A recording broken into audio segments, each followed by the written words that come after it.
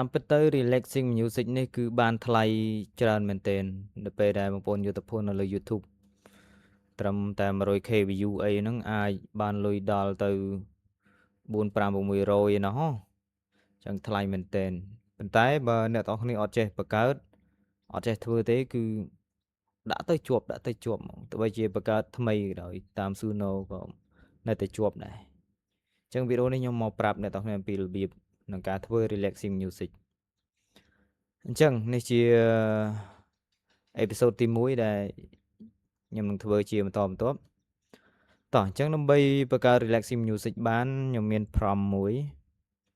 អញ្ចឹង prompt នេះគឺខ្ញុំនឹងដាក់ឲ្យអ្នកទាំងអស់គ្នាតែម្ដងអានេះគឺជាប្រភេទដែលយើងត្រូវធ្វើការដាក់អញ្ចឹងណាវាមាន instrument មាន intro មានវគ្គវាតាមវគ្គវាមួយអញ្ចឹងណាប៉ុន្តែខ្ញុំអត់បដោតទៅលើអីផ្សេងក្រៅពី piano ទេកន្លែងនេះណាអូខេហើយយើងក៏មាន style មានអីដែរក្រៅពីនោះមកយើងមានទោះបីយើង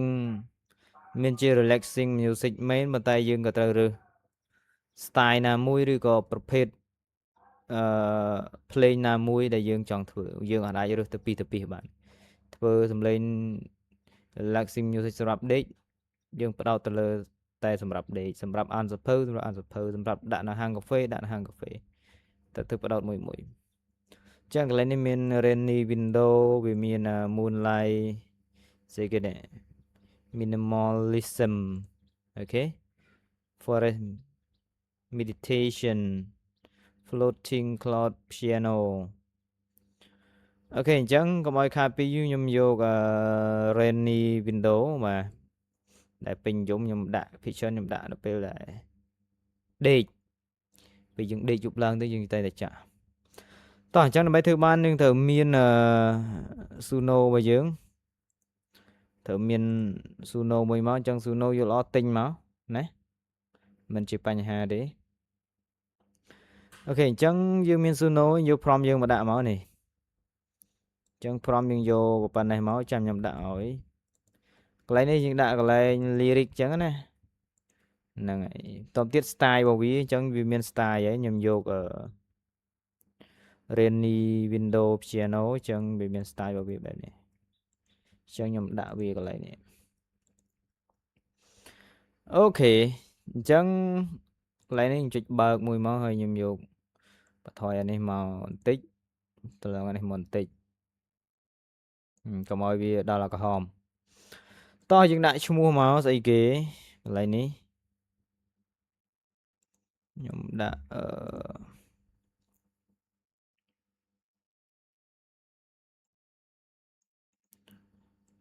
rainy window ដាក់ចឹងសិនមកយើងដាក់ rainy window piano 1អញ្ចឹងមកឲ្យវាជាន់គ្នាអូខេអានេះវាប៉ុណ្ណឹងហើយមានអីវិញឆ្ងាយទេអញ្ចឹងយើងចុច create មកអញ្ចឹងយើងនឹងរងចាំវាបន្តិច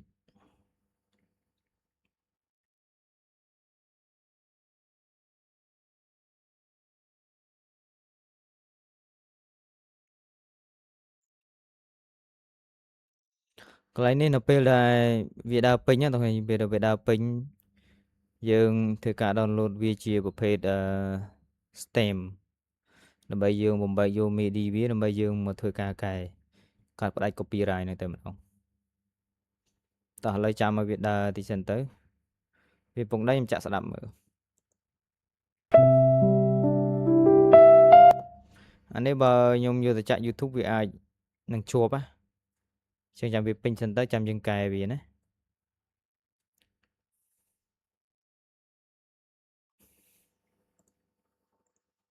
អូខេ prompt នេះខ្ញុំនឹង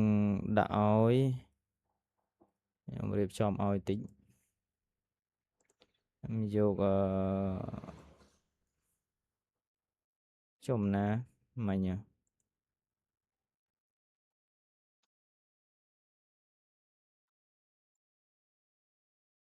ខ្វែងចូលសិន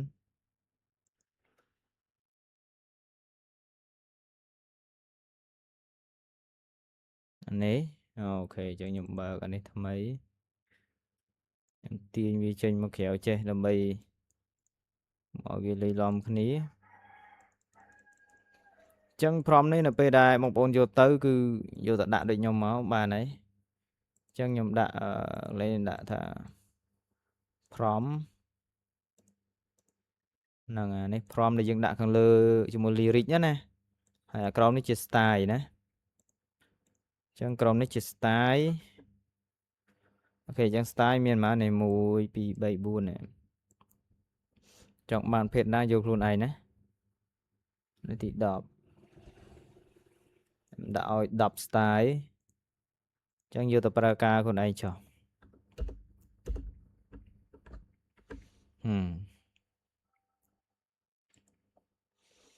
from for reach Lexing channel អូខេចឹងខ្ញុំ save វាហើយខ្ញុំដាក់ឲ្យនៅក្នុងក្រុម Telegram ក៏បានហើយខ្ញុំដាក់ឲ្យនៅខាងក្រោមវីដេអូរបស់ខ្ញុំនេះក៏បានដែរបងយកចូលទៅយកប្រើទៅណាអូខេនេះហើយយើងមកមើលចម្រៀងរបស់យើងហើយអញ្ចឹងជំបន្តទៀតយើងតើធ្វើការ download វាមកអញ្ចឹងយើង download ជានេះ get stem ណាដើម្បីយកទៅកែមិនស្ដាយ credit ទេកន្លែងនេះធ្វើម៉េចឲ្យតែយើង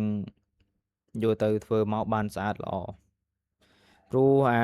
play នេះយើងយកទៅមិនមែនដាក់ត្រឹម 4-5 នាទីហ្នឹងទេ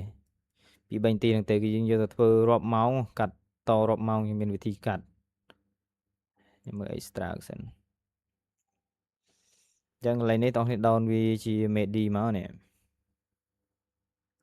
extract ចឹងមកហើយកន្លែងនេះគេមាន download